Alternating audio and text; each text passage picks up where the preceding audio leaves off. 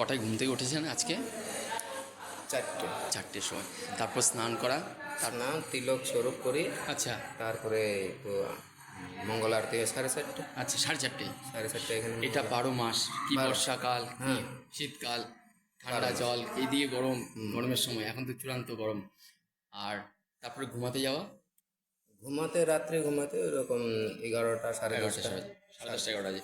তারপর আমরা যারা ভক্তরা আসি তাদের পরিবেশন করা, তাদের, আর তার মাঝখানে রয়েছে আপনার যারা সিনিয়র, যারা এই মঠে প্রথম দিকে এসছেন তাদের সেবা দেওয়া, তাদের প্রতি তারা শেষ বয়সটাকে, এবার মাঝখানে রয়েছে আপনার নিজের আধ্যাত্মিক জীবনযাপন।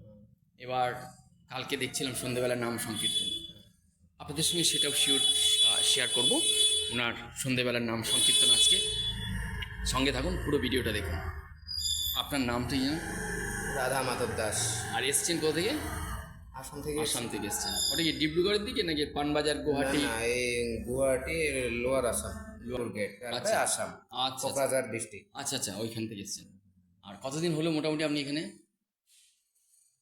আমি তো এখানে হলাম আমি 1.5 মাসের মতন। আচ্ছা। কিন্তু আমি ব্রজধামে আসছি 2011। 11 থেকে আছেন? হুম।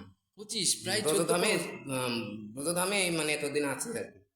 15 বছর হয়ে গেল দেখতে হ্যাঁ দেখতে। হ্যাঁ। বাহ বাহ বাহ, চমৎকার। ব্রজধামে 15 বছর মতন হয়ে গেল। বাহ, সাদা, অসংখ্য ধন্যবাদ, আপনাকে প্রণাম।